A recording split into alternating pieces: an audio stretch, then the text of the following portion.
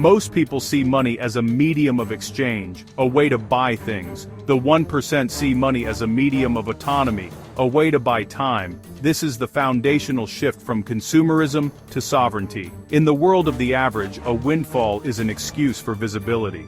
It is the louder car, the flashier watch, the bigger house, all of which are essentially liability anchors that tie you to the very system you claim to be winning. But in the 1% standard, wealth is not a display. Wealth is a cloaking device. It is the silent engine that powers a life of total, uncompromising independence.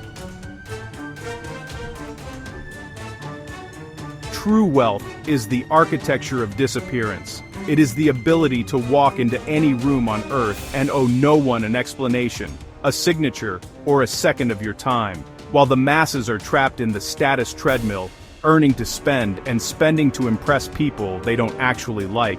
The elite are focused on the exit.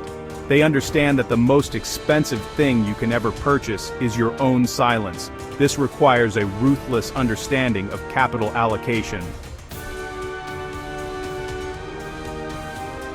The elite do not work for currency. They build and acquire assets that command it. To the sovereign mind, a dollar is not a piece of paper. It is a soldier, and the goal of the commander is to send those soldiers out to capture more territory, to bring back more prisoners, and to secure the borders of the empire while the commander sleeps.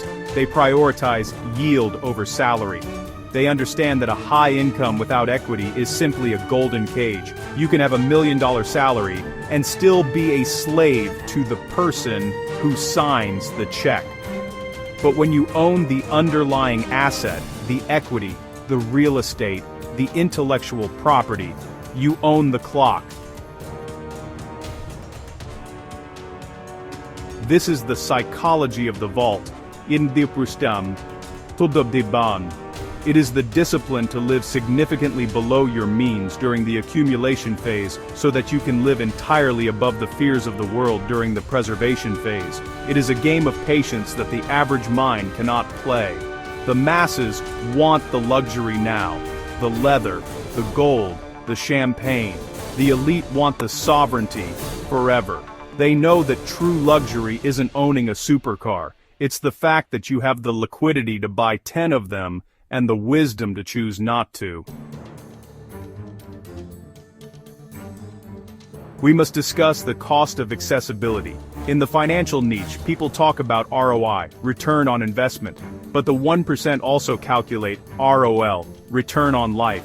If an investment pays 20% but requires you to be on a phone call at 3 a.m., the cost is too high. Sovereign wealth is about low-maintenance alpha. It is about building a financial fortress that is so automated and so robust that your presence is optional.